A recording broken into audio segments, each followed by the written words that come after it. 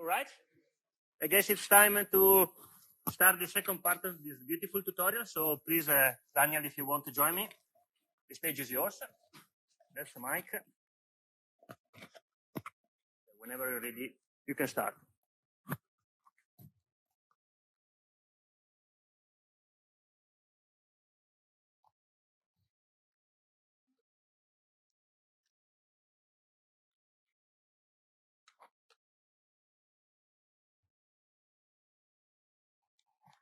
Okay. I hope the sound quality is good also in the back. Okay, perfect. Thank you. So I thank the organizers very much for inviting Wolfram and me to give this tutorial. It's really great to be here. And so I'll be also talking about distributional robust optimization. And I'll be mainly talking about its connection to optimal transport. I will be talking about ambiguity sets that are constructed using Wasserstein distances. So my part of the tutorial has 3 parts. So in the first part, I will give a brief introduction into some key results of optimal transport that I'm going to use. In the second part, I'm going to discuss some standard material on distributional robust optimization with Wasserstein ambiguity sets. And in the third part, I would like to present some more recent work which applies those concepts to actual control problems. Okay, so let me start with my brief introduction into optimal transport. So let's assume that we are given a random variable xi1, which follows a distribution p1, and some measurable transformation tau. So then we can define a new random variable xi2, which is just tau of xi1, and we denote the distribution of xi2 by p2. Now clearly the distribution p2 of xi2 is uniquely determined by the distribution of xi1 at the transformation tau. So in order to construct this distribution, we should say what is the probability that xi2 falls into some Borel set B under the distribution p2. Now by definition, this is the same as the probability that tau of xi1 falls into the set B under the distribution p1, and clearly, this is the same as the probability that xi1 falls into the pre-image of B under tau, right? So with respect to the distribution P1. So the distribution P2 constructed in this way is called the push-forward distribution of P1 with respect to the distribution tau. So now we could sort of turn the problem around. And let's assume that we are given 2 distributions, P1 and P2. There are potentially several different transformations tau that push P1 forward to P2. And each such distribution could be viewed as a transport map that converts P1 to P2. Now in 1784, Gaspard Monge, the gentleman shown here, he formulated the optimal transport problem that you see on this slide. So this optimal transport problem tries to find the cheapest transport map tau that converts P1 to P2. And here the price that you have to pay to transport a unit probability mass from xi1 to tau of xi1 is determined by some transportation cost function C. So Gaspard Monge actually was motivated by some applications in civil engineering. So he wanted to find a cost-efficient way of transporting building materials to some location where they wanted to build a fortress. And so this was very practically motivated.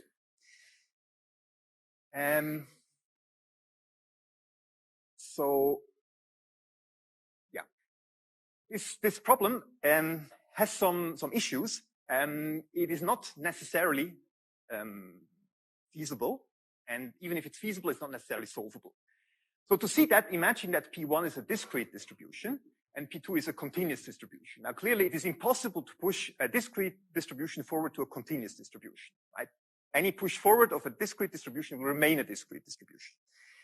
However, you can prove that this problem is feasible and solvable if P1 is a continuous distribution and if C is a continuous cost function. So the issue with Monge's optimal transport problem is that the notion of a transport a map is too restrictive. The reason is that it transports all the mass from a given origin to the same destination. And a more useful concept is that of a transportation plan, which allows for mass splitting.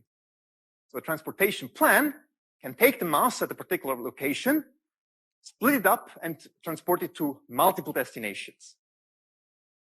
So mathematically, a transportation plan, pi, is just a coupling of the distributions P1 and P2. And the coupling is really just a joint distribution of Xi1 and Xi2, where they have marginals P1 and P2. So that means if we integrate pi along Xi1, then we'll recover the distribution P2. And if we integrate pi along Xi2, then we recover the distribution P1. So in 1942, Nobel laureate Leonid Kantorovich formulated an alternative optimal transport problem, the one shown here, which tries to find the cheapest transportation plan to morph the distribution P1 into the distribution P2. Now, from a mathematical point of view, this problem is much nicer because it's guaranteed to be feasible. Clearly, you can just construct a transportation plan pi, which is the independent coupling of P1 and P2. So it is the joint distribution of Xi1 and Xi2, under which they have marginals P1 and P2, but they're independent. This is always feasible. On top of that, you can prove that this problem has an optimal solution. The optimal solution is attained whenever the cost function C is bounded below and lower semi-continuous.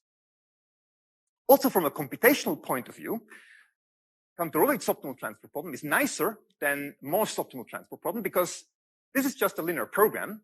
Admittedly, if the distributions are continuous, this will be an infinite dimensional linear program, yet it's still a linear program.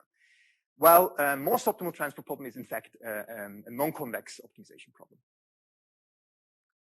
So very often in applications, the transportation cost function is defined as some metric in the Xi space raised to the power p, where p is some exponent larger or equal to 1. And in fact, in most applications, even this metric is chosen to be some norm distance in the Xi space.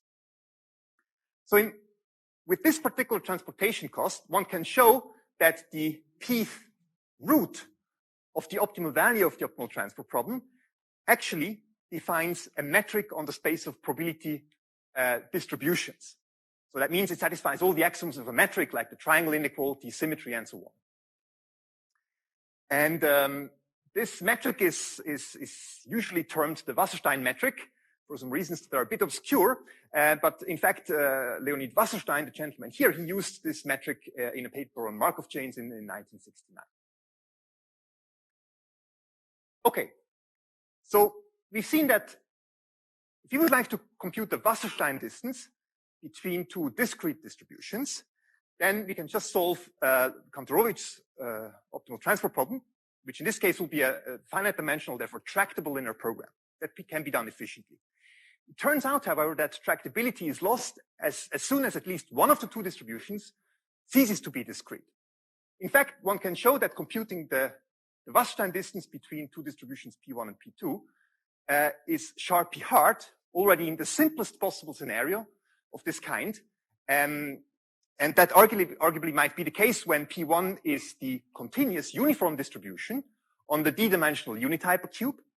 And P2 is maybe one of the simplest discrete distributions, a discrete distribution that is supported on just 2 points.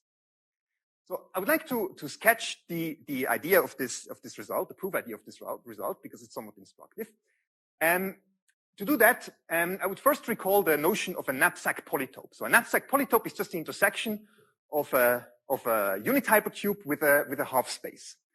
And in fact, any knapsack polytope that contains, say, the origin can therefore be expressed as the set of all points in the hypercube that are closer to 0 than to some other point W. So the point W encodes that knapsack polytope. And it is well known that computing the volume of such a knapsack polytope is a sharply hard problem. So that has been proved by Dyer and Fries in 1988. We're going to use that result. So now, I would like to think of P1 as the uniform distribution on the unit hypercube in d dimensions. And I would like to think of P2 as a discrete distribution, which places probability alpha to the origin and probability 1 minus alpha to the point W. And we would like to now let's assume that it would be easy to compute the Wasserstein distance between this continuous and discrete distribution. So in order to compute the Wasserstein distance, we should determine the optimal transport plan that morphs the uniform distribution to the discrete distribution.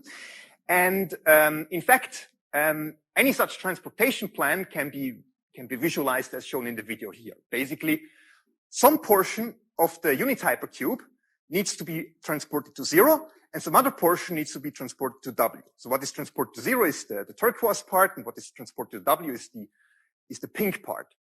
And the video shows or visualizes the optimal transport plan for different choices of the alpha. Now, on the right-hand side, you see the optimal value of the optimization optimal transport problem. So that's basically the Wasserstein distance between the two distributions as a function of alpha as well. Now, it's easy to imagine that this Wasserstein distance will be minimized when all the mass that is actually closer to, so all the probability mass of the uniform distribution that is actually closer to 0 than to W is moved to 0, and all the mass that is closer to W will be moved to W. And that is exactly the case when alpha, the portion moved to 0, is equal to the volume of the knapsack polytope corresponding to W. So if we could efficiently compute Wasserstein distances between uniform distributions and discrete distributions, we could efficiently evaluate this function at every point, and you can make an argument that you could also efficiently minimize that function and thereby efficiently find the volume of the knapsack polytope. Now, this would contradict the hardness result by diagram freeze, which implies that it is in fact sharply hard to compute Wasserstein distances. Okay.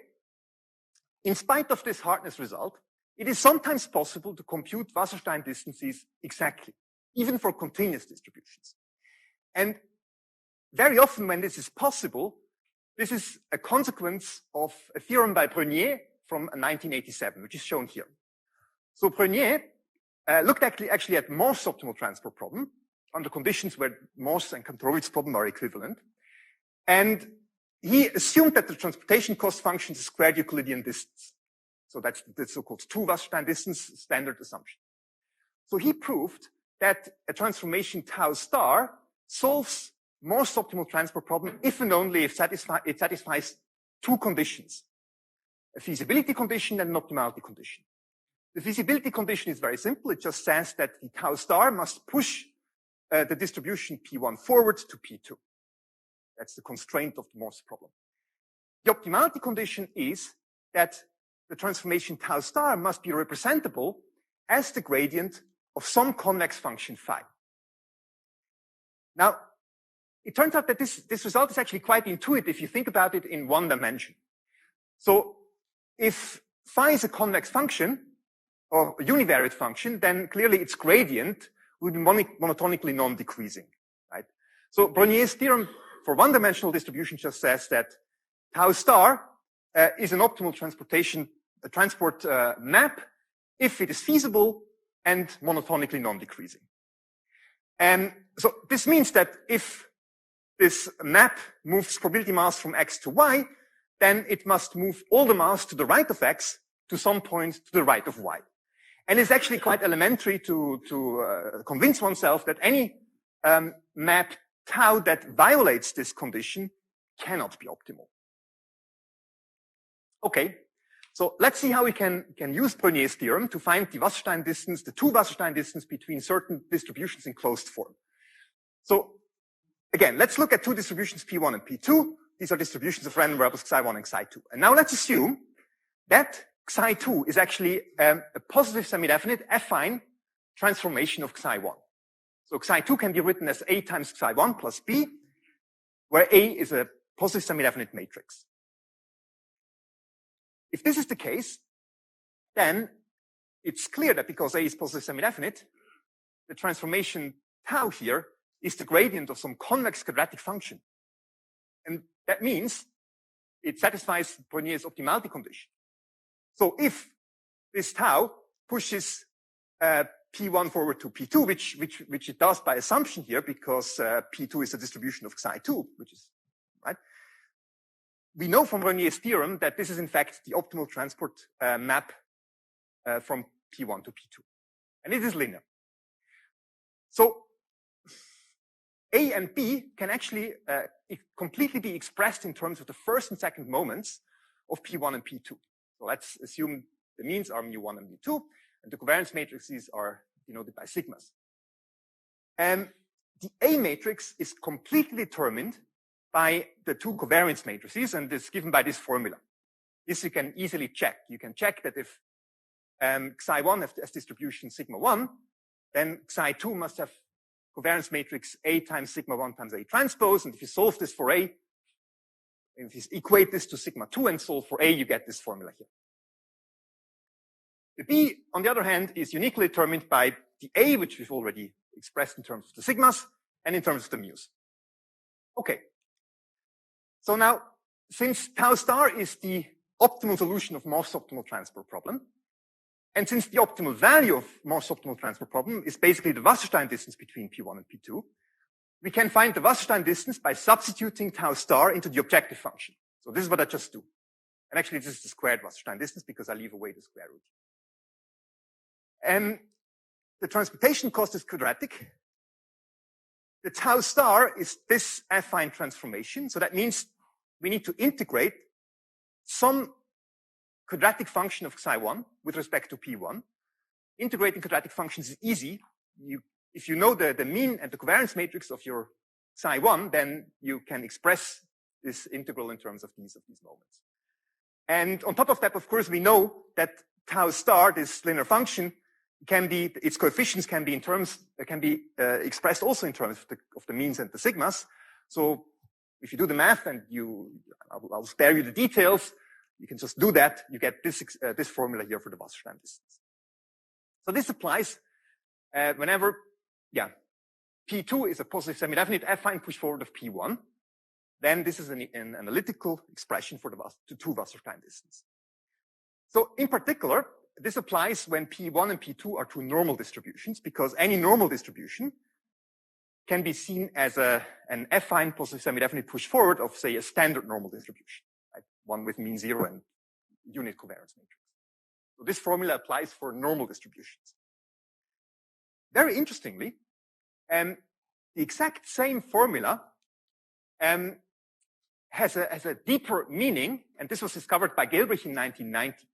So imagine now that P1 and P2 are arbitrary distributions with finite first and second moments that are not necessarily normal. So in this case, computing the exact Wasserstein distance may be very hard. However, the formula we just derived provides a lower bound on the squared Wasserstein distance. So to prove this, and I'm not going to show you how it's done, but the intuition is quite simple, right? So we're looking at Kantorovic's optimal transfer problem, which is a relaxation of Morse optimal transfer problem. And if you apply a further relaxation, so in Kantorovich, we optimize overall transportation plans, joint distributions of Xi1 and Xi2 with marginals P1 and P2. If we relax the condition of the marginals to say that we allow any transportation plan that may have marginals that are different from P1 and P2, but must have the same first and second moments as P1 and P2, then we get a problem that can actually be solved in closed form, and the optimal value of this problem is this formula here. So therefore, this is the optimal value of a relaxation of the optimal transfer problem, which is a minimization problem, therefore it provides a lower bound. Okay. So this is what I wanted to tell you about optimal transport. So now let's move to distributionally robust optimization. So in this part, I'm not going to talk about control problems. I'm actually going to focus on static, relatively simple optimization problems. And I showed you how we can use optimal transport theory to formulate and solve such problems under distributional uncertainty. So pretty much like in Wolfram's talk, I would like to study optimization problems under uncertainty. So here the goal is to minimize the expected value of some uncertainty affected loss function L over all decisions X in some feasible set script X. Now the crux of distributional robust optimization is that the distribution P of the uncertain problem parameters is unknown to us. So we assume here that the only thing that is known is that this distribution P belongs to some ambiguity set, script P. So in this situation, an ambiguity-averse decision maker would just minimize the worst case expected loss of the decision X, where the worst case is taken with respect to all distributions in the ambiguity set. So this distributional robust optimization problem can therefore just be interpreted as a zero-sum game between the decision maker chooses X and some fictitious adversary. We usually think of it as nature, as Wolfram pointed out, who chooses the distribution inside the ambiguity set. So the important question is, how should we model the ambiguity? So what is a good choice for the ambiguity set? And in my part of the talk, I would like to propose that the ambiguity set could be modeled as a Wasserstein ball in the space of probability distributions. So this Wasserstein ball contains all distributions of Xi that are supported on some given set, capital Xi. You may know that some of the uncertainties in your problem are prices or demands, so you know that they must be non-negative, so the distribution should live, say, on the non-negative orthant. So this kind of information can be encoded here. Then you assume that there is some nominal distribution p hat, and you put in your ambiguity set all distributions p that have a p Wasserstein distance from the nominal distribution of at most some number r, the radius of the ball. Okay, so the nominal distribution p hat is usually constructed from prior structural information and from statistics. So in some sense, this is just your best guess, or your, say, a simple estimator of the true distribution. So in distributional robust optimization, we acknowledge that our best estimate may be off. So that's why we introduced this fictitious adversary, some Mephistos, say, who can actually reshape the nominal distribution at a finite transportation budget, R. So the budget is equal to the radius of the Wasserstein ball, R. Right? So this evil adversary can now start to move probability mass around, and each time he moves probability mass, he has to pay a price that is proportional to the amount of probability mass moved and proportional to the distance at which it's moved, or the distance to the power p. So, for example, moving some probability mass over some distance would incur some cost. Moving the same amount of probability mass over a larger distance would incur a larger cost. And the adversary would just continue to reshape probability mass, to move probability mass around until the entire transportation budget is exhausted. At the end, the nominal distribution will have been morphed into some distribution P. In the example here, this distribution P has a heavy right tail. In any case, the idea is that the adversary will reshape the distribution in a way that is bad for the decision maker. Okay. So I would like to now highlight 4 different reasons for why I and some other people believe that this may be an interesting approach for modeling distributional uncertainty in decision-making under uncertainty. So maybe the first reason is that adopting such a distributional robust perspective results in good solutions that behave well statistically. So what we usually say is that distributional robust optimization underpromises and overdelivers. So here's just one simple example. The histograms on this slide, they represent the in-sample in green and the out-of-sample in red results of 10,000 mean CVAR portfolio selection problems. So each problem involves an investment problem with 10 assets.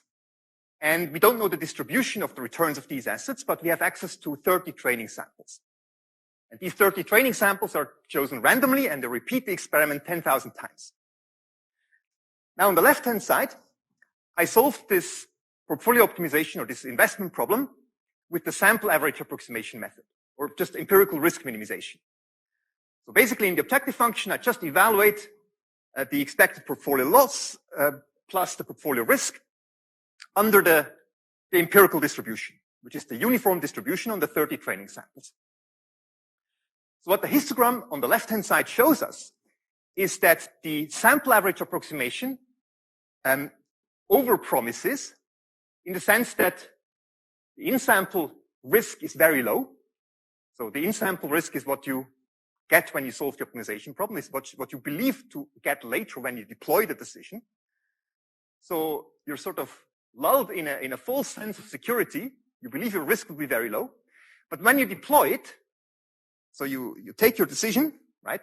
It is random because it depends on your 30 random samples from which you construct the optimization model and evaluate it on a test sample, say of many test samples. You get a risk that is somewhere in this red histogram. So the risk you actually get, the auto-sample risk, is much higher. So the SAA approach, it under-delivers. On the right-hand side, we also solved the exact same problem 10,000 times with a distribution robust approach, where we used the empirical distribution at the center of a Wasserstein ball and tuned the Wasserstein ball with cross-validation. And what you see here is that the distribution robust solution under-promises, in the sense that the in-sample risk appears high, but it over-delivers because the auto-sample risk is actually much lower. And it's actually very close to the true optimal solution of the problem, which is visualized by this dashed line, which you could compute if you knew the exact distribution of the asset returns. Okay, so now this is of course just one example, but we've seen similar behavior in other examples. So this is something that you see regularly. So a second benefit of distribution robust optimization is that very often it gives us some useful statistical guarantees. In fact, if done correctly, the in-sample risk, which is the worst case expected loss over the Wasserstein ball, provides an upper confidence bound on the auto-sample risk, which is the expected loss under the unknown true distribution.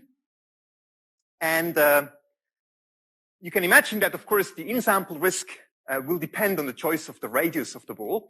So if the radius increases, then nature gets more flexibility. The in-sample risk goes up. If the radius shrinks, nature has less flexibility. The in-sample risk goes down. And what is of interest in this case is to find the smallest possible radius that gives you an upper confidence bound with at a certain significance level.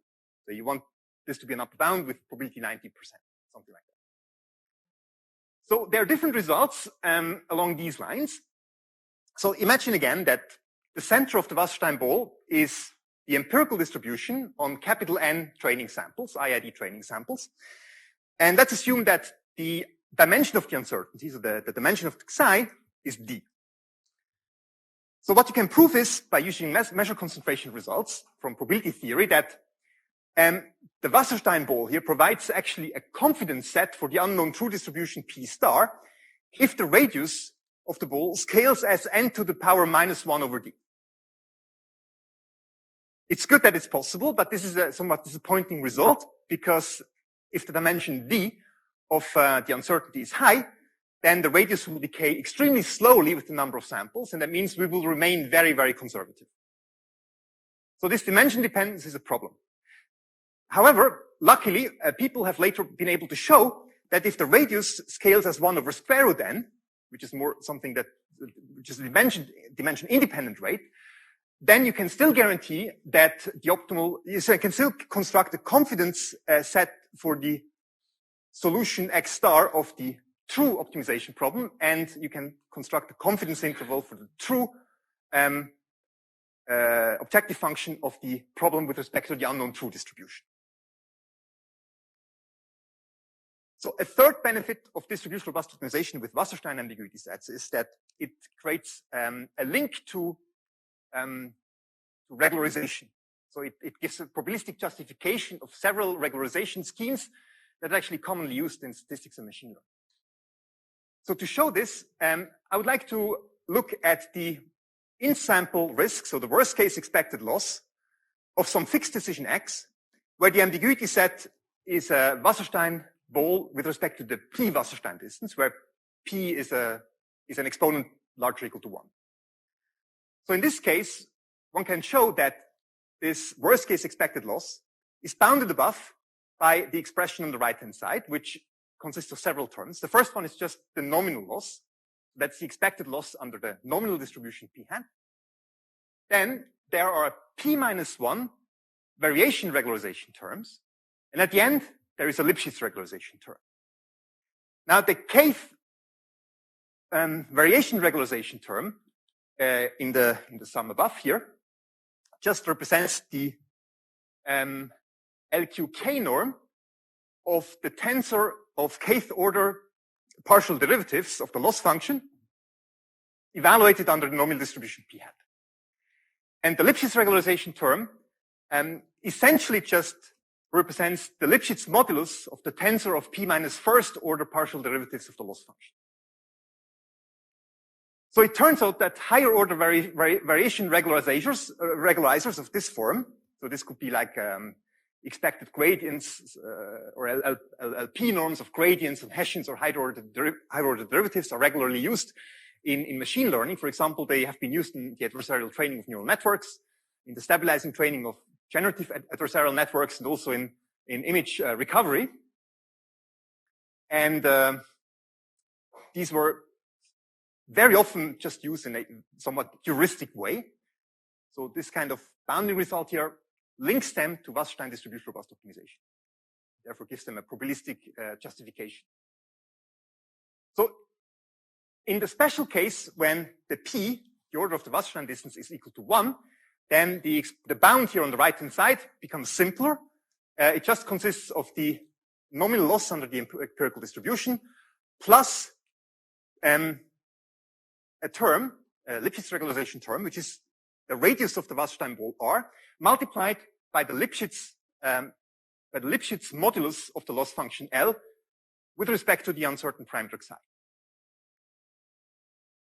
In fact, this upper bound becomes exact when two conditions hold. The first one is when the loss function is actually convex, which would happen if you solve, say, certain classification or regression problems, and when the support set capital Xi is the entire space. So we have no constraints on the set on which the distribution should live. In this case, you can prove that this is an exact formula. What is sometimes also interesting is that it's sometimes interesting to look at loss functions which are of this form here. So here L is a univariate loss function, and it is evaluated at the inner product of X and Xi, which in this case are assumed to have the same dimension. So objective functions of this kind actually really appear in regression problems and classification problems or in phase retrieval problems and so on. And in these cases, we still have an exact formula here, but the Lipschitz regularization term simplifies. So in fact, one can show that in this case, the regularization term is just the radius of the ball times the Lipschitz modulus of this univariate function L multiplied by the dual norm of the vector X. And the dual norm here is the norm dual to the norm that we use to define the transportation cost function in the Wasserstein distance. So this is really just regularized empirical risk minimization, the standard regularization. And this has an exact representation as being equal to the worst case expected loss over a type 1 Wasserstein ball. And of course, this provides a robustness interpretation for things like Lusser regularization and many other regularization schemes that are commonly used in statistics. So the fourth, in my opinion, striking benefit of Wasserstein distribution robust optimization is that very often we can compute things. So in interesting settings, it is computationally tractable. So what we would like to solve is this min-max problem. And I would like to refer to this as the primal distribution robust optimization problem. Remember, this is just a zero-sum game between the decision maker who chooses X and nature who chooses the distribution P. And so what we would like to do is we would like to compute the Nash strategies of the two players, the decision maker and nature. It turns out that we can find the Nash strategy of the decision maker, so the optimal solution X star of this problem, efficiently if two conditions hold. The first one is that the nominal distribution should be discrete, which would be the case if you use the empirical distribution on a set of training samples. And the second condition is that the loss function should be representable as the pointwise maximum of finitely many concave functions. So you think of it maybe as a piecewise linear convex function. So in this case, you can use tools from convex analysis and duality theory to show that the primal distribution robust optimization problem from the previous slide is exactly equivalent to this convex optimization problem shown here, whose size scales with the number of samples and it scales with the number of pieces of the loss function. Interestingly, we can also find the Nash strategy of nature. So the Nash strategy of nature is the solution of the max-min problem, so the dual distribution robust optimization problem obtained by interchanging the order of minimization and maximization. And under the exact same conditions, so discrete nominal distribution and the piecewise concave loss function, we can also show that the dual DRO problem is equivalent to a finite dimensional convex program that we can solve efficiently. So actually recently Mosek dedicated a tutorial and a Jupyter notebook to Wasserstein distribution robust optimization, which makes it very easy for modelers to solve such problems with Mosek. So it's based on Mosek's Fusion API for Python. So let me briefly give you some motivation for a situation in which it might be interesting to actually compute nature's Nash strategy. So let's look at the distributionally robust classification problem, say a distributionally robust support vector machine problem. So in this case, we are given a number of training samples which form an empirical distribution. And the goal is to find a classifier that distinguishes samples with label 1 from samples with label 0. We could think of these samples as reflecting digital images from the MNIST data set, say, and we want to distinguish pictures that show the number 9 from pictures that show the number 4. Okay. So the empirical distribution is a discrete distribution on this space of digital images. And in distribution robust optimization, we are aware that this empirical distribution is not the actual distribution of images.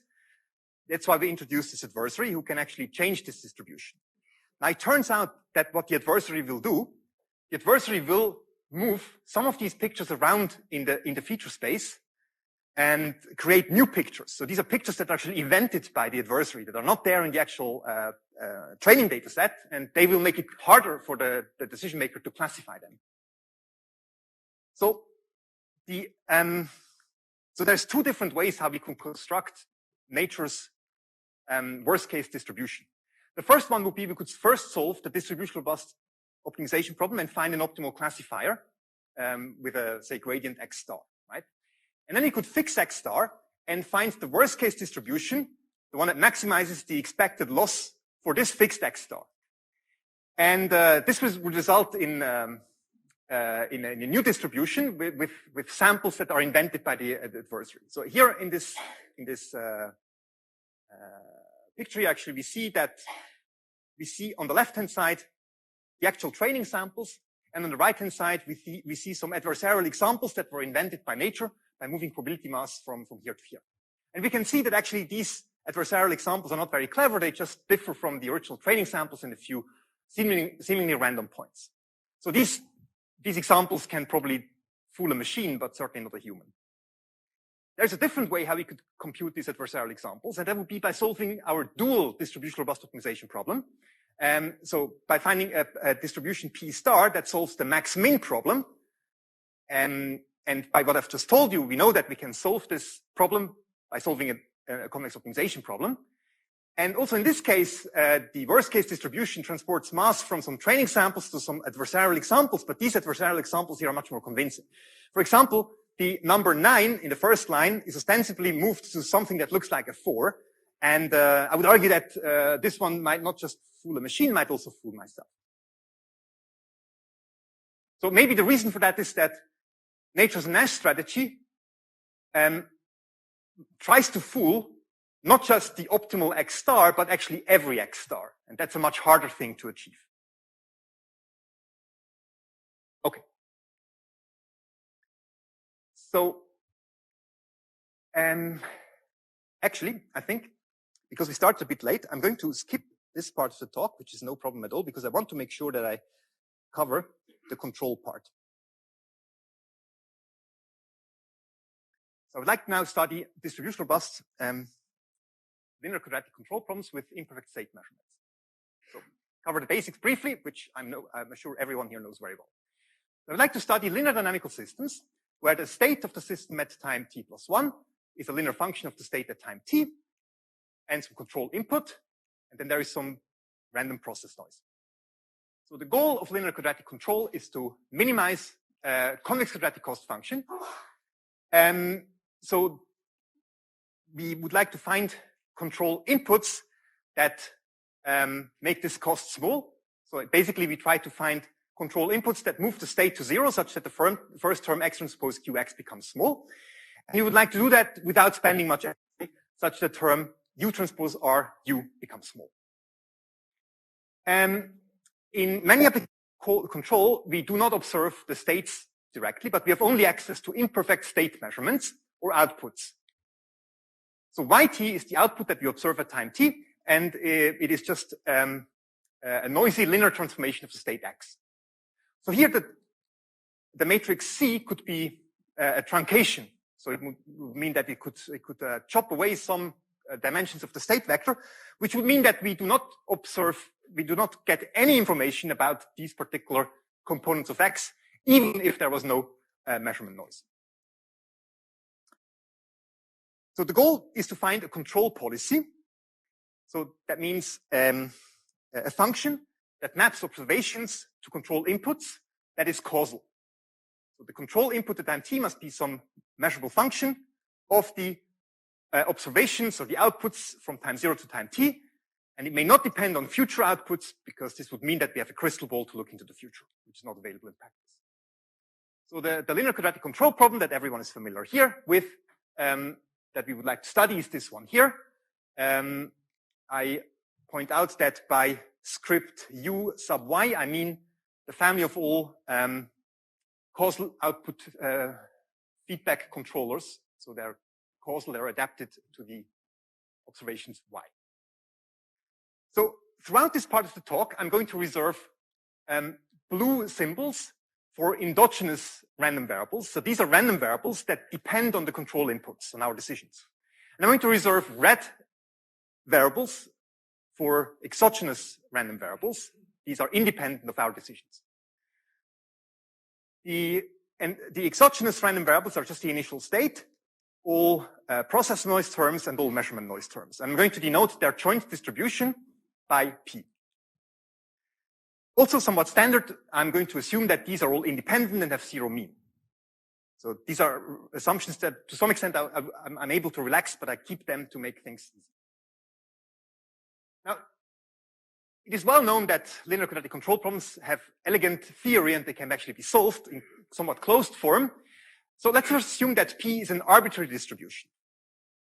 In this case, one can use methods from dynamic programming to show that the optimal control input at time t has this product form where kt is a feedback gain matrix, which is in fact completely independent of the distribution of the uncertainties and can be computed offline efficiently by using dynamic programming.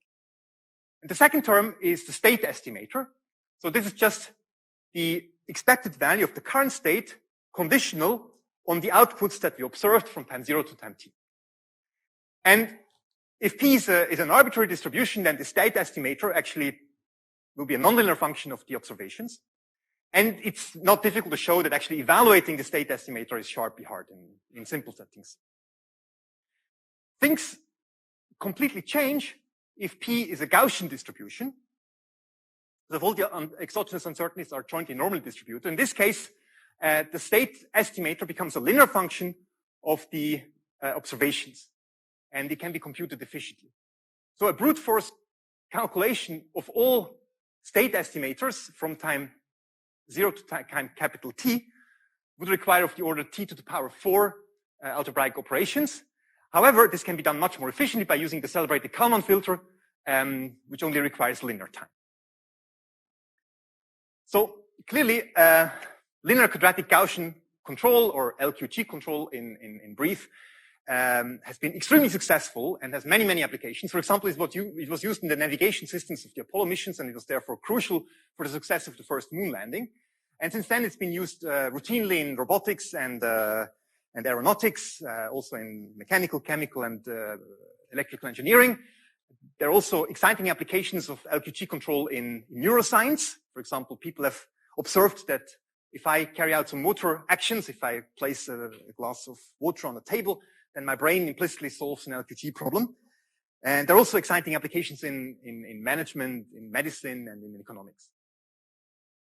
Now, all of these nice applications of LQG control, they somewhat break down if the distribution of the uncertain parameters is not Gaussian, in which case actually the tractability gets lost. And to make things worse, in many applications, one can probably argue that the distribution of the noise terms is not even known. So this motivates us to formulate distribution robust version of this LQG problem. So in order to do that, before I do that explicitly, I would first like to represent the LQG problem in more compact form.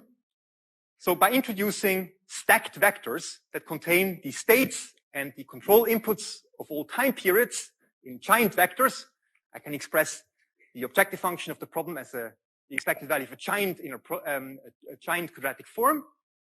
Then by introducing new symbols for the stacked vectors and for the block diagonal coefficient matrices, I can write things more efficiently.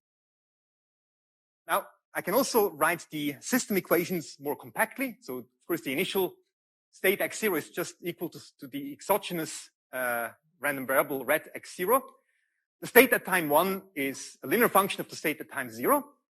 So we can just replace x0 by this exogenous random variable, and then we can reorder terms to make sure that the endogenous random variables appear first, and the red exogenous random variables appear next. And we can go on like that the state at time 2 is a linear function of the state at time 1. So we can substitute our formula for the state at time 1 in. We can again reorder terms such that the blue endogenous variables appear before the red endogenous ones, and so on. Right? And we do this up to time t, and by introducing again stacked vectors for the states, inputs, and exogenous uncertainties, we get this giant state equation, which can be represented more compactly by introducing new symbols. You can do the same for the measurement equations, and you get the gist, right? So this is all standard and known. Okay, so in compact form, my control problem that I would like to solve looks like this. Now I can introduce the distribution robust LQG problem that I would like to solve. So I introduce an adversary that can perturb the distribution P and choose it from within some ambiguity set, which I denote here by script W. And so in this part of the talk, I'm going to assume that this ambiguity set is a product of separate ambiguity sets for all the different exogenous uncertainties. So there's one for the initial state, there is one for each process noise term, and one for each measurement noise term.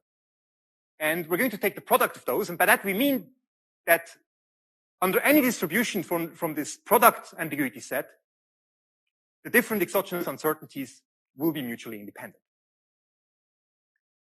So maybe unsurprisingly, I'm going to suggest that we construct Wasserstein balls. So Wx0 contains all distributions of the initial state.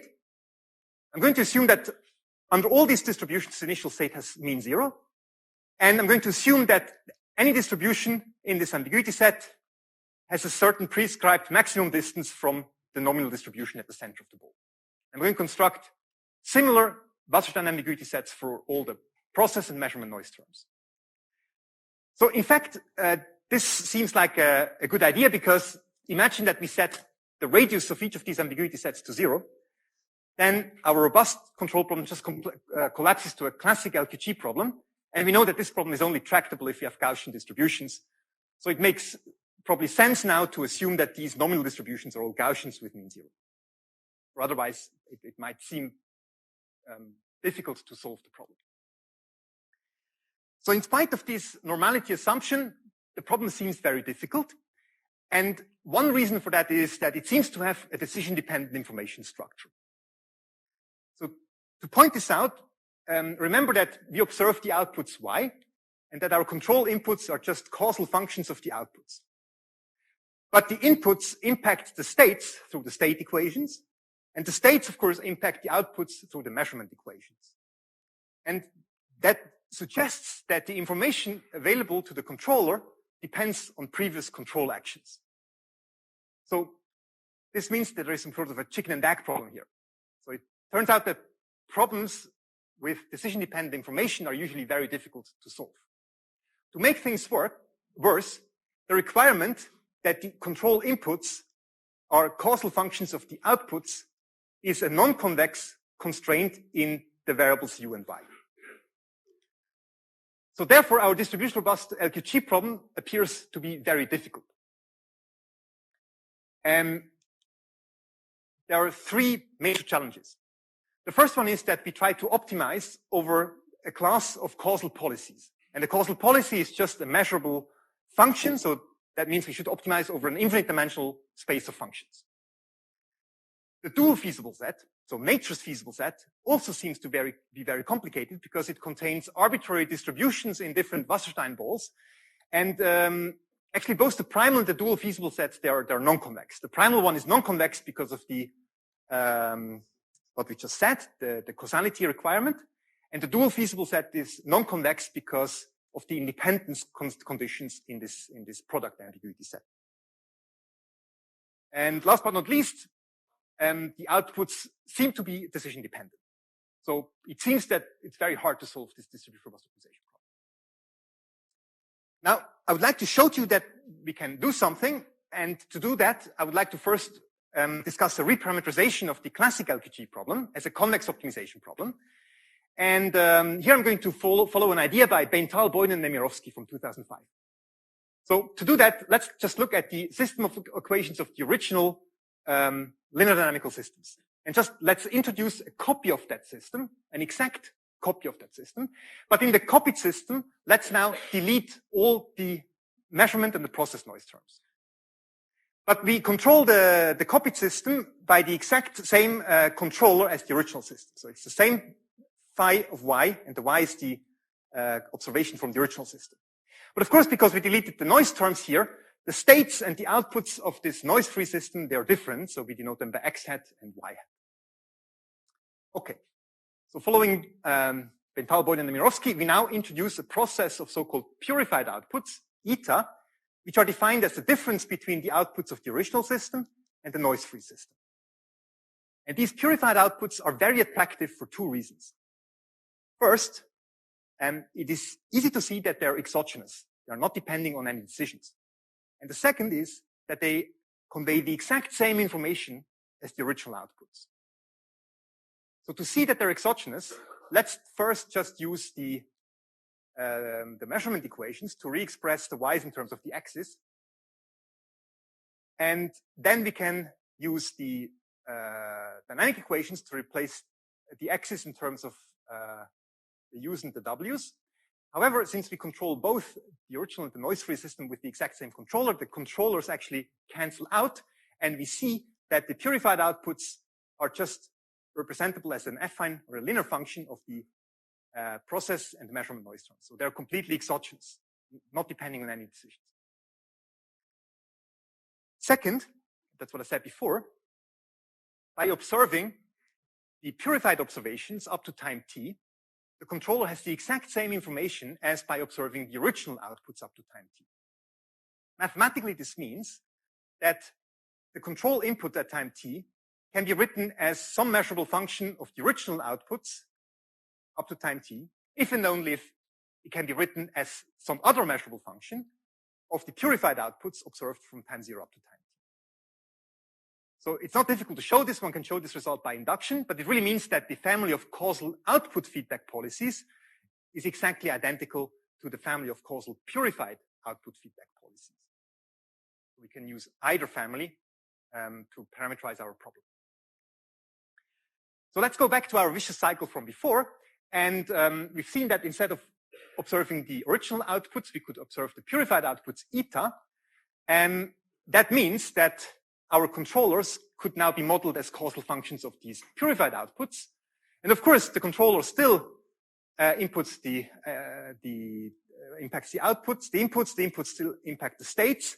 However, the states no longer impact the purified outputs, which are exogenous, and therefore we've actually broken our vicious cycle. So with this reparameterization, it is clear that the information available to the decision maker at any time is completely independent of previous control actions. And that is the more important thing for us at this point actually, is that the requirement that U must be a causal function of the purified outputs. This is a convex constraint in the decision variable U. So we can reformulate our original LQG problem, which involved this non-convex constraint that U must be a causal function of the original outputs. We can reformulate that as a problem where U must be a function of the exogenous purified outputs, which is a convex constraint. And because of this, we do not need to keep track of the measurements anymore. So we can just delete the definition of Y from the problem. And we end up with a convex optimization problem, infinite dimensional convex optimization problem. Of course, we know that the original control problem under Gaussian distribution was solved by a linear policy, right? So the control input at time t is the feedback gain matrix K times the state estimator, and the state estimator was a linear function of the observations. But these were the original observations. Now we reformulated the problem in terms of the purified observations, and it would therefore be instructive to understand how the optimal controller depends on the purified outputs. So we know that the optimal controller can be written as a linear function or affine function of the original outputs. So it can be written as U star times Y plus Q star, where U star is a lower block triangular matrix and Q star a vector. The lower block triangularity just reflects the causality. So actually, again, Bental, Boyne, and Nemirovsky, they have actually shown that interestingly, the class of linear output feedback policies is exactly equal to the class of all linear purified output feedback policies. So these two policy classes, causal and linear, are the same if you use original outputs and purified outputs. In fact, you can show more. You can actually even show how the coefficients U and Q of the eta representation depend on the coefficients U prime and Q prime of the Y parameterization. So you can explicitly indicate how these coefficients are transformed. And you can also explicitly characterize the back transformation. What is perhaps interesting here is that these transformations, they involve products and inverses of matrices. And therefore, these represent complicated fractional non-convex transformations. So it is perhaps surprising that you have such complicated non-convex transformations that provide a relation between two different linear transformations. Okay. So let's go back to our distributional robust control problem with this product Wasserstein ambiguity set. So instead of just looking at the primal robust control problem, I can again introduce a dual robust control problem, which is obtained by interchanging the order of minimization and maximization. Now, these are just two different representations of the same zero-sum game between the UX player and the P player. Now, in the primal formulation, you see that the controller moves first and nature reacts. And in the dual problem, nature moves first, chooses a distribution, and the controller reacts. Now, in both of these cases, the second mover sees the policy chosen by the opponent and therefore has an advantage. So that means in the primal problem, nature has an advantage because it sees the control policy, and in the dual problem, the controller has an advantage because it sees the distribution. So therefore, the optimal value of the primal problem, which favors the max player, must be larger or equal to the optimal value of the dual problem, which favors the min player. And this is, of course, just weak duality. Okay. So now I'm in a position to actually prove some structural properties of this distributional robust LQG problem. And in order to do that, I would like to remind you one thing that we've seen before. I formulated it slightly differently here. So if you have two distributions, P1 and P2, and they're both normal distributions with zero mean, and different covariance matrices. Then the 2 Wasserstein distance between these two distributions is given by this closed form. So this is what we've seen before. Just now we fixed the means to be 0. And we also know that if P1 and P2 are two arbitrary, not necessarily normal distributions, with mean 0 and covariance matrices sigma 1 and sigma 2, then the same formula provides a lower bound on the 2 Wasserstein distance. And I call this expression here now the Gelbrich distance. So this defines a distance on the space of covariance matrices. Okay. So here are the structural results that I can prove. I can prove that our primal distributional robust control problem is actually solved by a linear policy. The dual distributional robust control problem is solved by a Gaussian distribution, even though this Wasserstein ball contains arbitrary distributions in it, right? Just the center is Gaussian. And the last thing is that strong duality holds. And I would like to give you the intuition for this result, which is somewhat intuitive. So I'll use a sandwich argument as follows. We already know that weak duality holds. So the optimal value of the primal problem is upper bounded by the optimal value of the dual problem. So the sandwich argument will proceed in 3 steps. In step 1, I'm going to construct an upper bound on the primal problem. In step 2, I'm going to construct a lower bound on the dual problem. And in step 3, I'm going to show that the upper bound from step 1 and the lower bound from step 2 actually coincide, which means that all the 3 inequalities will collapse to equalities, and each of these equalities will result in one of these 3 structural results. Okay, so that's the high-level idea. So let's see how this is done. So in step 1, I would like to construct an upper bound on the primal optimal control problem. And we do that by giving nature more power, namely by inflating the ambiguity set. So remember that, let's just look at the ambiguity set for the initial state distributions. So if Px1 is a distribution of the initial state from its ambiguity set, then we know that its 2 Wasserstein distance from the nominal distribution must be smaller or equal to the radius of the ball. Remember that we assumed that the nominal distribution and every distribution in the ambiguity set have 0 mean. And this means that Gelbrich's corollary applies. That means this 2 Wasserstein distance is bounded below by the Gelbrich distance between the covariance matrices of these 2 distributions. Okay. So this inequality now motivates a new ambiguity set.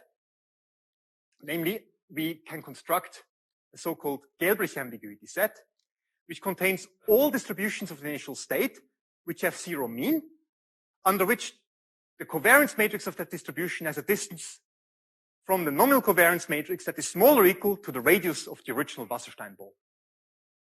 Now, because of Gelbrich's corollary, this is a lower bound on the true Wasserstein distance, which implies that the yellow Gelbrich ambiguity set is indeed an outer approximation for the red Wasserstein ambiguity set. So we can construct similar Gelbrich ambiguity sets for all the Wasserstein balls corresponding to the measurement noise terms and the process and the process noise terms. So all of these will have outer approximations, and then we can construct a joint Gelbrich ambiguity set, which is just obtained by taking the independent product of these individual Gelbrich ambiguity sets. Again, by this independent product, we mean that the exogenous uncertainties will be mutually independent under every distribution in this Gelbrich ambiguity set. Okay. So now let's go again to our primal distributional robust optimization problem, and let's construct the upper bound. So we construct the upper bound by applying 2 modifications. The first one is that we restrict the feasible set of the min player to affine or linear policies. On top of that, we're going to relax nature's problem from the Wasserstein ball to the corresponding Gelbrich ambiguity set, which is bigger. So this will result in an upper bound because we restricted the feasible set of a minimization problem and because we relaxed the feasible set of a maximization problem. So my upper bound is the optimal value of this modified problem. And this modified problem just involves the coefficients U and Q of the input vector u. So the impact vector u will be linear, right? So it needs to be representable as a linear or affine function of the purified outputs. And the coefficients, they become new decision variables. On top of that, we've replaced the Wasserstein ambiguity set by the Gelblich ambiguity set. So the last part of step 1 is to show to you that this upper bound can be reformulated in a more convenient way.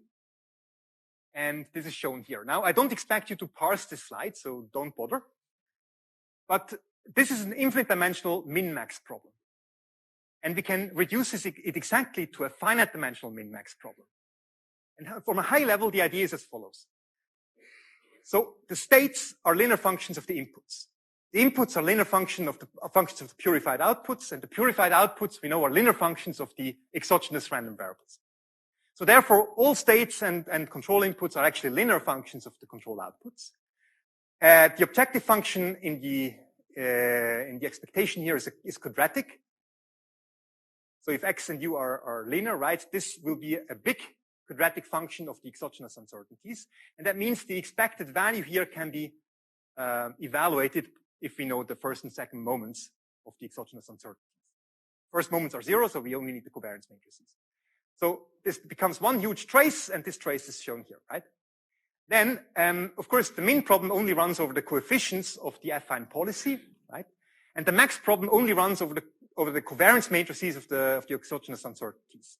So W and V are huge block matrices where each block corresponds to one time period, and the corresponding block represents the covariance matrix of the corresponding process or measurement noise term. And the requirement that the distribution P needs to be in the Gelblich ambiguity set is just equivalent to requiring that these matrices need to satisfy the respective Gelblich constraints. Okay? Now at this point. That was step 1. Now let's move to step 2. In step 2, I would like to construct a lower bound on the dual optimal control problem. And we're going to do something very simple. We're just going to restrict nature's feasible set. In fact, oops. Sorry.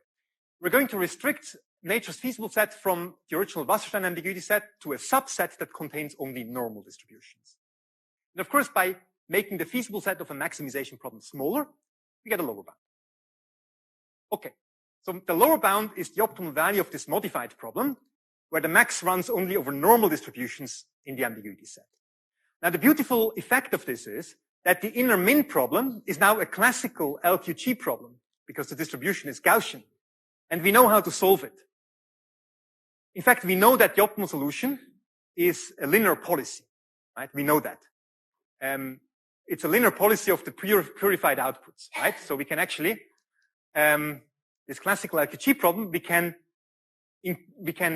incorporate our knowledge that the optimal control inputs U need to be an affine policy that need to be representable as U times eta plus Q, where U is a coefficient matrix and Q a coefficient vector that we can add to the decision variables. So this restriction comes at no loss of optimality because we know it's optimal. So the last part of this second step is again to show you that this lower bounding problem, which is can be simplified. In fact, it can be represented as the optimal value of a finite dimensional max-min problem, which looks like that. The argument of how to derive this max-min problem is very similar to before. Again, don't try to parse it, but the states are linear in the inputs are linear in the purified outputs are linear in the exogenous noise terms. So the objective function, the expected loss, is representable as a huge trace involving the covariance matrices of the normal distributions of the different exogenous uncertainties. And of course, the min problem runs over the coefficients of the linear policy, and the max problem runs over the covariance matrices for normal distributions. And the requirement that P is a normal distribution with a certain upper bound on the Wasserstein distance to another normal distribution can be represented by these conditions, which are basically Gelblich constraints for the covariance matrices with the same radii. And that is because we know that the Wasserstein distance between normal distributions is equal to the Gelblich distance.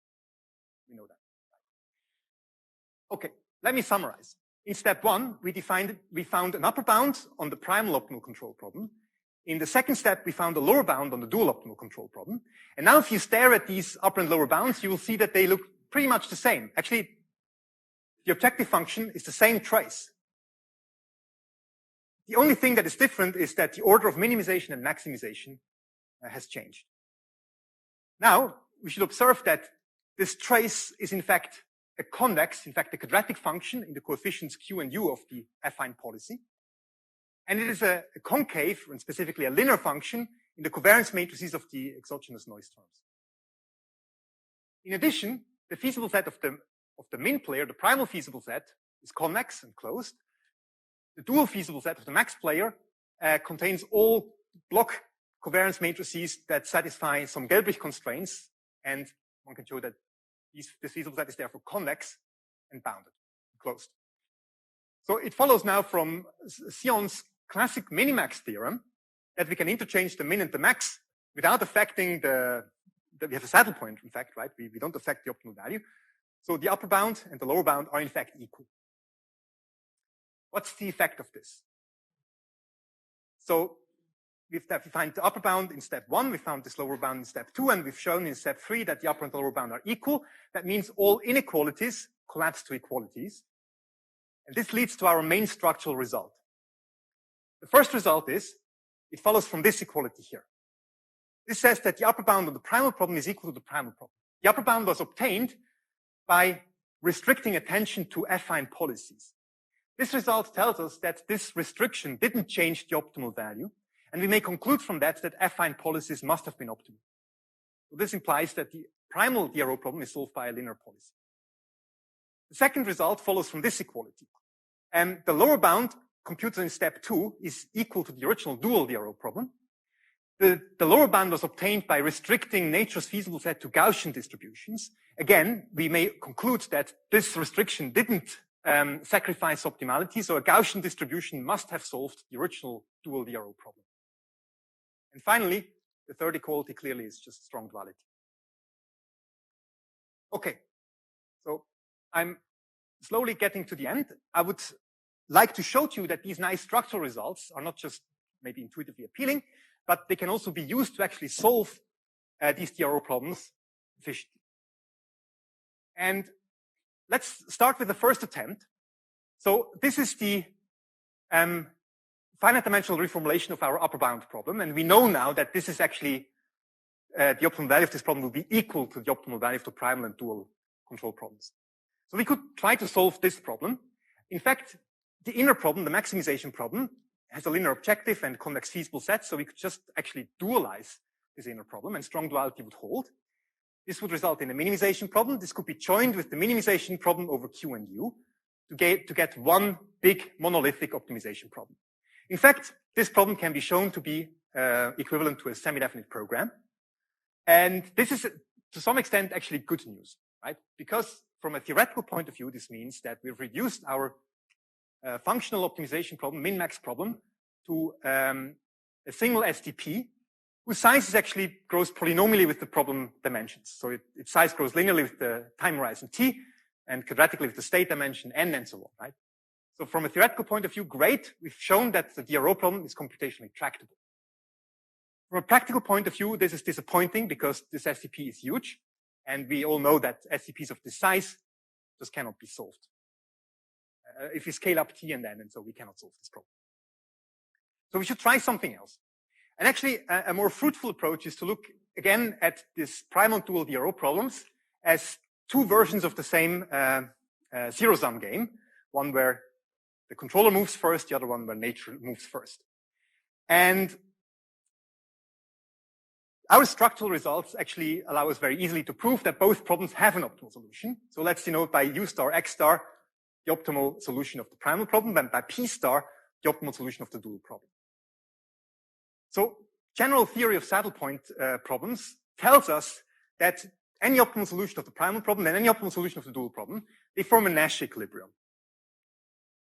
And that in particular means that if we had an oracle that told us the optimal solution of the dual problem, the P star, then we could find very easily the optimal control policy because it would have to be a best response to the P star.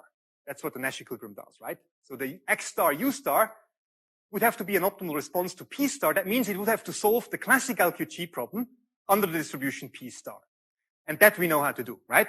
We know that the optimal control input is just the feedback gain matrix times state estimator, and the state estimator can be, so the feedback gain matrix can be computed offline with dynamic programming, and the state estimator can be computed online using Kalman filtering, very efficiently. So, but we need to know what the P star is. Let's try to find the P star. The P star somehow must be related to the solution of our finite dimensional reformulation of the dual DRO problem, which is this one here, right? It's the max-min problem. So, in some sense, what this does, right? Imagine we solve this problem. We get an optimal W star and V star. So this is the optimal, this encodes the optimal covariance matrices, the worst case covariance matrices of the exogenous noise terms. And if we found this solution, we could just construct normal distributions with zero means and with these covariance matrices. And it would be easy to show that these normal distributions would solve the original dual DRO problem. So we really have to solve this max-min problem. Now, for a fixed choice of W and V, the inner problem is just the optimal value of a classic LQG problem, where the noise distributions are Gaussian and have covariance matrices W and V. So again, we know how to solve that for every fixed W and V. Actually, from this, it is easy to see that this function f of W and V, the optimal value of the LQG problem, is a smooth function, and it's a concave function. And this motivates us actually to try to solve this maximization problem using a Frank-Wolf first-order method. So how does that work? In each iteration of this Frank-Wolf method, we start at the current iterate in the space of covariance matrices, W and V, right? And in the first step, we linearize the objective function around the current iterate. So we basically construct first-order Taylor approximation of the nonlinear objective function, which is a concave function. And we solve a direction-finding subproblem. That means we maximize this linear function over the original feasible set. This gives us an optimum solution. In step 2, we then move from the current iterate towards the solution of the direction-finding subproblem by some step size alpha. And then we iterate. Right? So we do this over and over again. And general theory tells us that this method will find an epsilon optimal solution of our dual DRO problem in enough operations proportional to 1 over epsilon. So whether or not this is efficient depends on how efficiently we can construct and solve the direction-finding subproblem in step 1. And I would like to show to you now that this can indeed be done extremely efficiently. So first, how do we construct this problem? Well, we need to find the gradients of the objective function with respect to W and with respect to V. But the objective function f is just the optimal value of a classic LQG problem. And we know that this is just a weighted average of some terms that are recursively defined through the Kalman filter.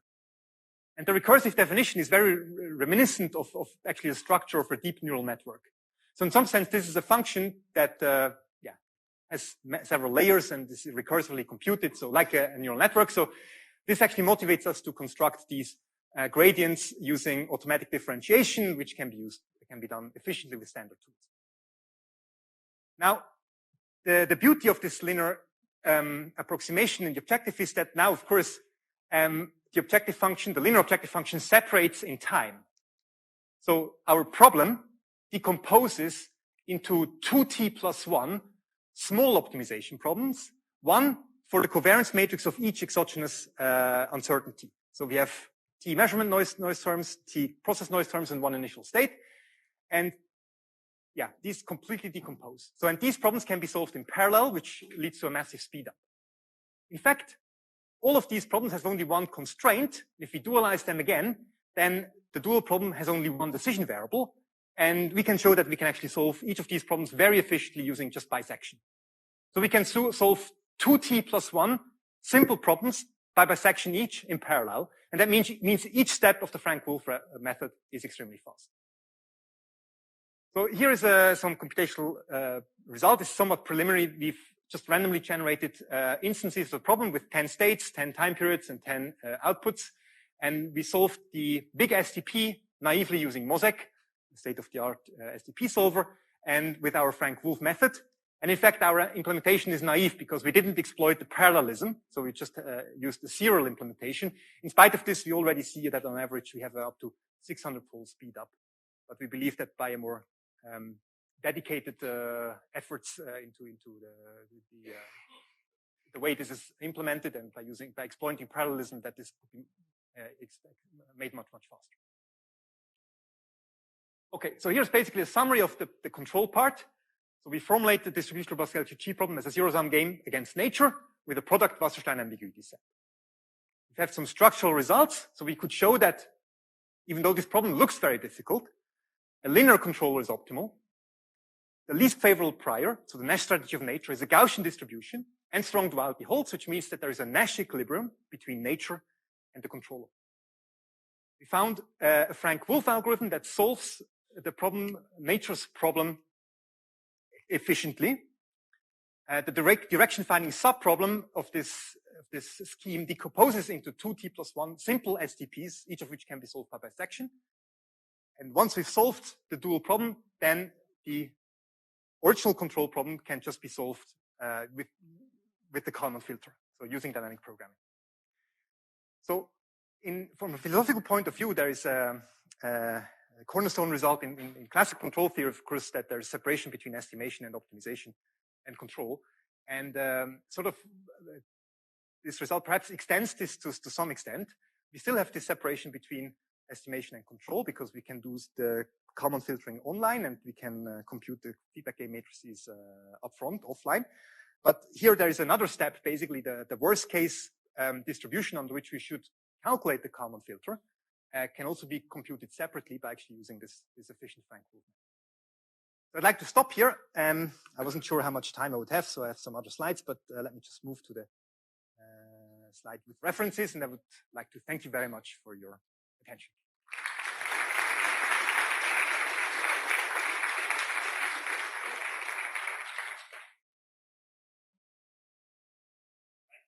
Daniel, for the excellent lecture. So I guess that we can afford some questions. Are there any questions? Yes, please.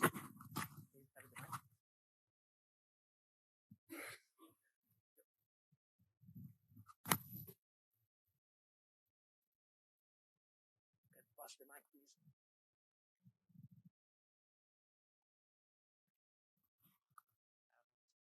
In traditional Kalman filtering, there is a result that says the process of measurement is Gaussian, then the Kalman filter or the separation is optimal. So there is independent of the distribution initial. Now, that's only the process. I was wondering, in the case where you restricted the measurement noise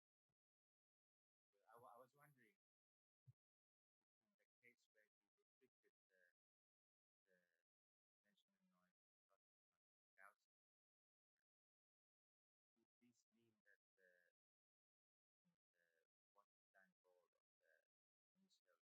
mean that the Wasserstein ball of the initial So in some sense, we show that, so the Wasserstein ball does contain, there's just a Gaussian distribution at the center, and the Wasserstein ball contains even discrete distributions, everything, right? And however, what we do show is that what matters is a Gaussian distribution whose covariance matrix we do not know and need to compute by solving this dual VRO problem. Now, so my background is not control, so if I say something silly, then just please excuse me. So my understanding is that the feedback gain matrix KT does not depend on the distribution at all. So of course this can be computed offline. For the deterministic system, stochastic system, one with ambiguity is the same thing, right? But the Kalman filter, of course, is impacted by the covariance matrices, right? So these will enter there. So this will change, and this will be a different Kalman filter for the worst case distribution than for the nominal. So I'm not sure whether I'm. this independence of Yes. all your results here were time and horizon. Yeah.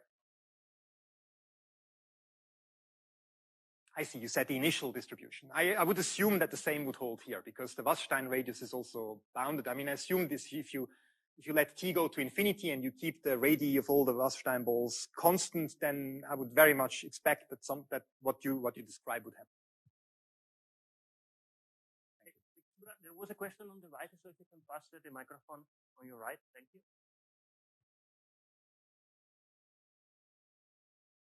Thank you for the lovely talk.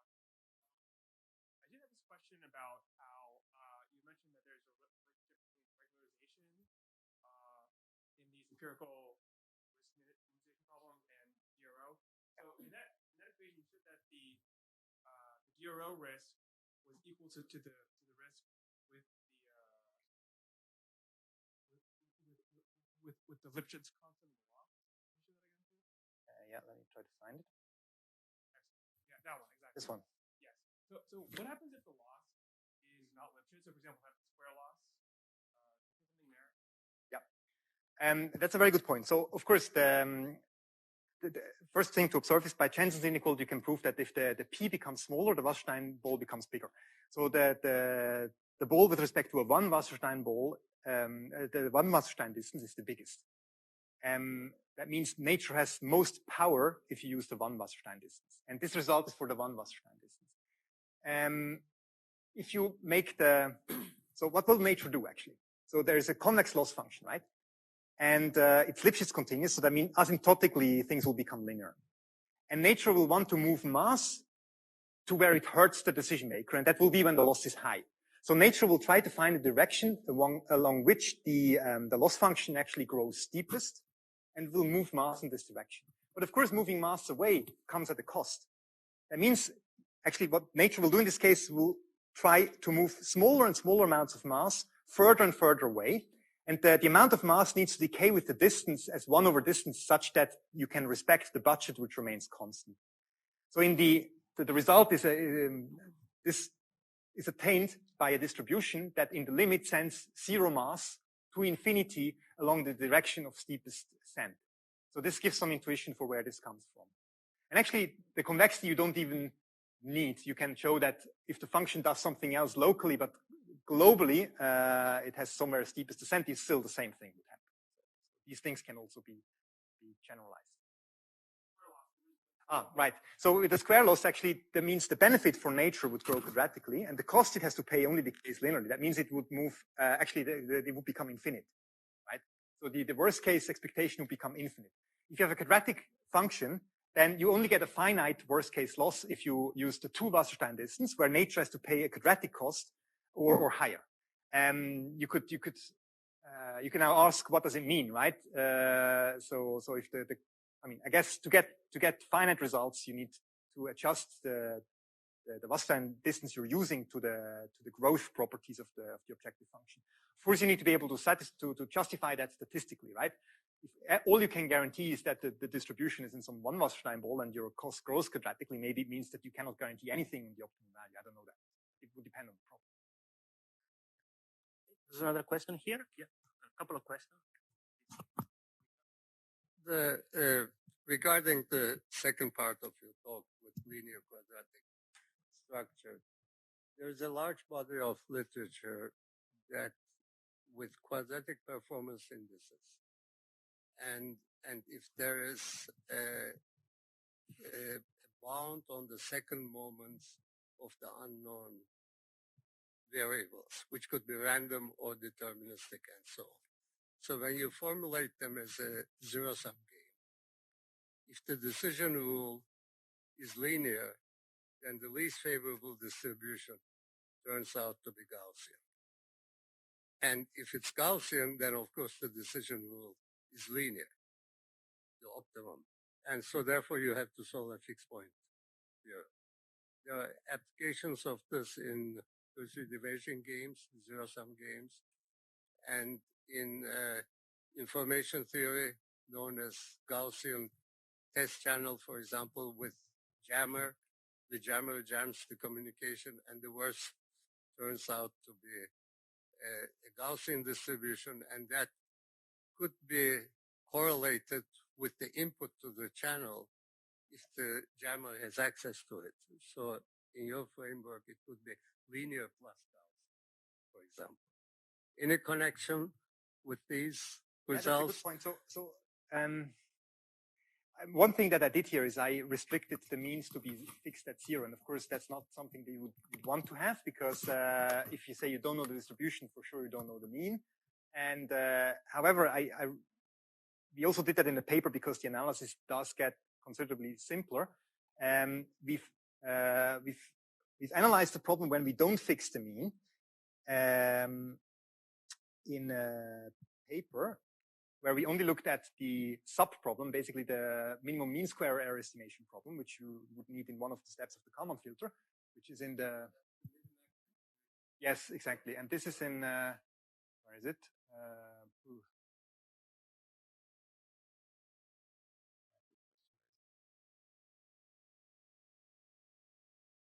This one, paper 5. And what happens is if nature can, if there's no constraint on the mean, actually turns out that the mean 0 is worst case. So we get the same solution. So that's why I didn't do it. Yeah. But the way, yeah.